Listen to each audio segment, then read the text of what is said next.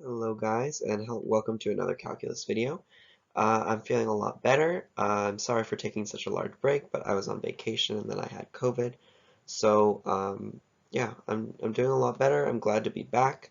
I hope you guys enjoy the video. I wanted to start off with a big one, come back with a blast. So these are the integrals we're doing today. As you can see, they're quite complicated. Um, and actually, I'm going to need to not write as much down in this video because I know you guys hate my handwriting. Um, so um, I have it written in the program and I'll just go over all the steps for the first part and then for the second part I'll write it down. So anyway, taking a look at these awesome integrals.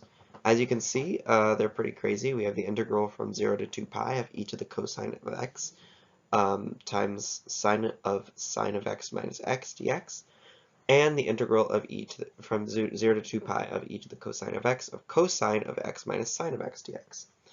And so, as you can imagine, we're going to use some identities to crack these boys open and expand them, and then we're going to rearrange it into a way where we can solve it. So let's go ahead and show how we're going to do that. Now, the real trick here is we're going to multiply this first integral by I, and the second one we'll just leave as the real part. And you'll see why this is so and how this is going to come in real quick. So I have it just written out here, and so the first thing we're going to do is we're going to use cosine of a plus b equals cosine a cosine b plus sine a sine b. I'm sorry, actually this is minus, not plus. And sine of a plus b is sine a cosine b plus cosine a sine b. So we're going to use that to expand both of these. I'm going to erase this because I need some space, but we're going to use that to expand both of these integrals, and then you'll see the magic way that they are going to be able to be simplified. So as you can see, this is what happens when we expand them. I've just expanded out everything that's multiplying by e to the cosine of x. I've made it into one integral. So this one got turned into this term and this term. So you can see we have a plus sign because the sine of x was negative. And here, this got transformed into these two terms just from those two identities that I just showed. Then next, what we're going to do is we're going to factor out all the terms that are multiplied by cosine of x and all the terms that were multiplied by sine of x. So we just took this term, and those ended up here and here, and this term and this term ended up over here and over here. And we have, as you can see, a real and imaginary part in both of these. As you can see, they're pretty similar. We have I cosine of sine of x plus sine of x multiplying cosine of x. And multiplying sine of x, we have negative cosine of sine of x plus I sine of x. So as you can imagine, this is going to simplify pretty easily. So first thing we're going to do is factor I out of everything.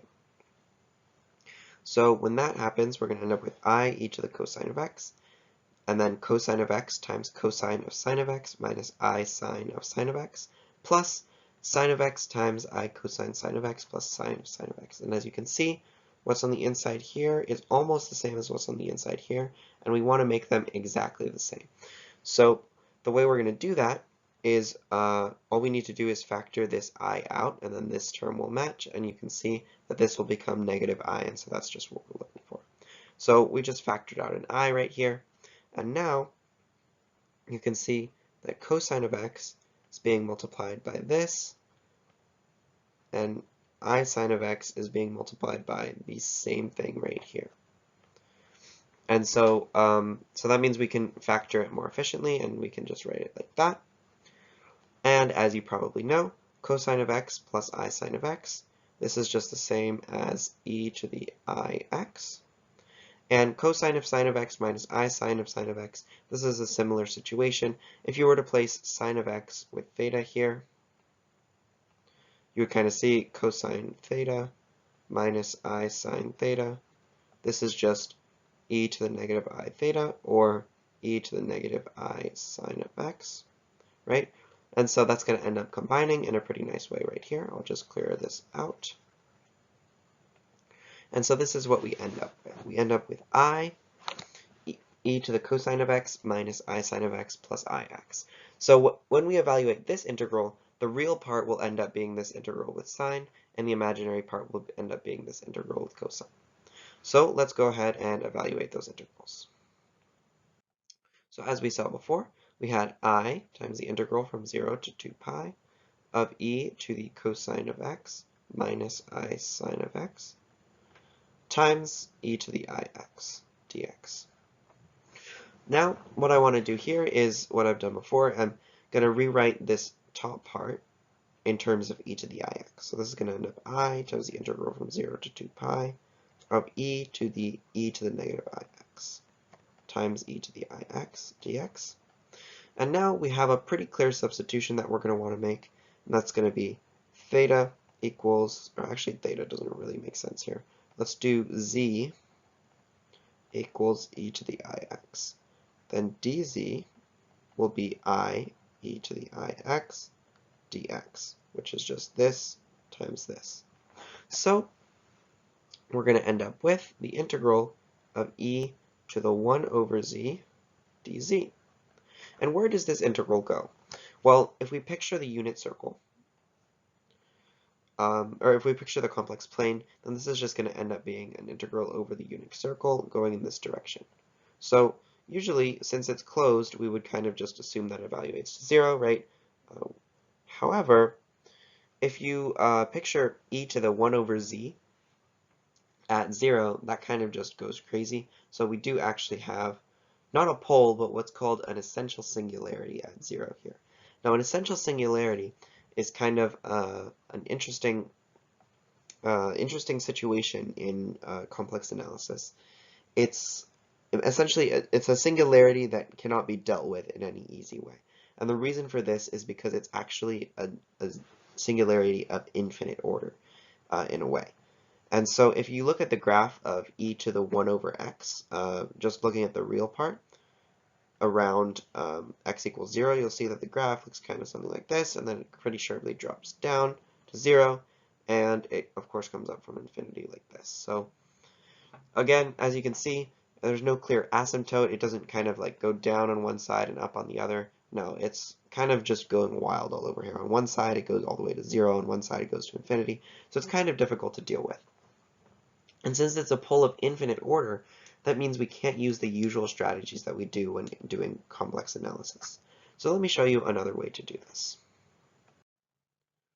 So let's write out our integral again. We can write this as the integral on the place where z, the absolute value, the modulus of z is equal to 1, because that's just the unit circle, e to the 1 over z dz.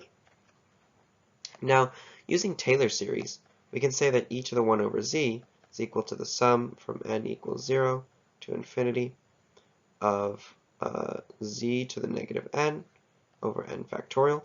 That's just our basic Taylor series definition, right?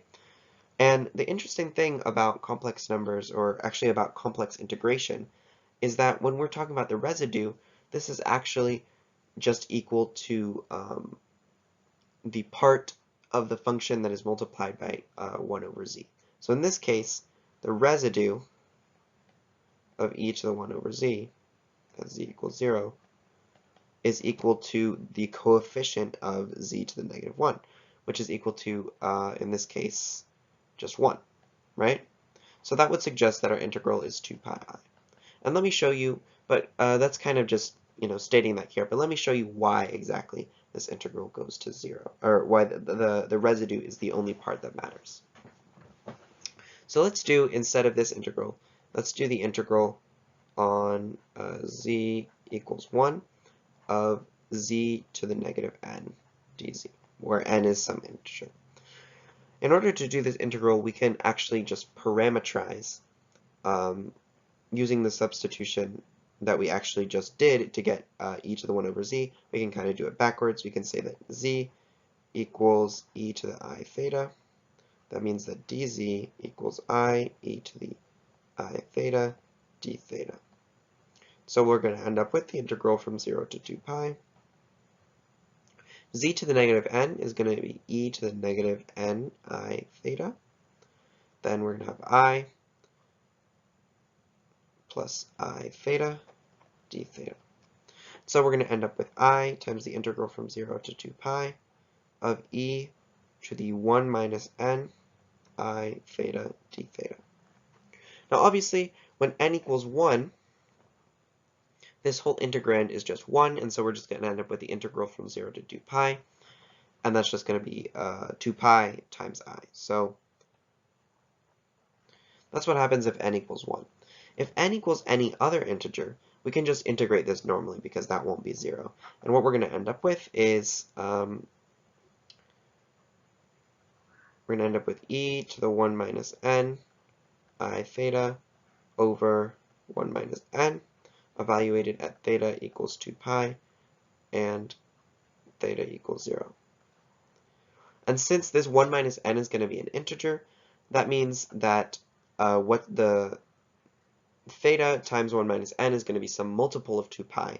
And so that means that it's just going to be 1 over 1 minus n minus, and at 0, it's also going to be 1 over 1 minus n. So it just goes to 0.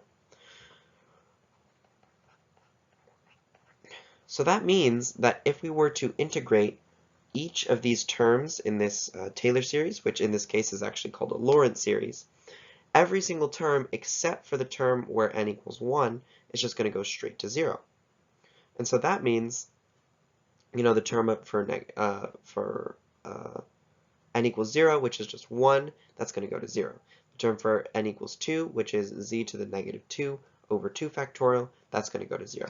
So all of these terms are going to go to 0 except the residue term, which, as we already said, is 1, which means that our integral is equal to 2 pi I.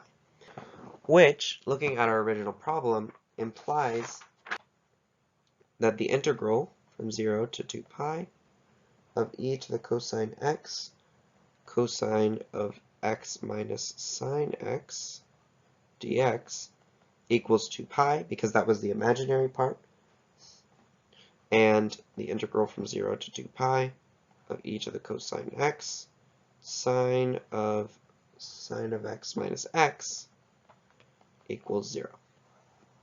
So using complex analysis and a few handy tricks, we are able to evaluate these epic integrals.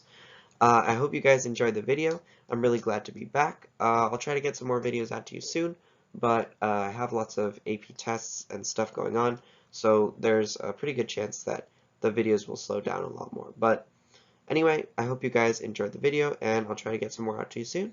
Hope you enjoyed. Bye. See you in the next video.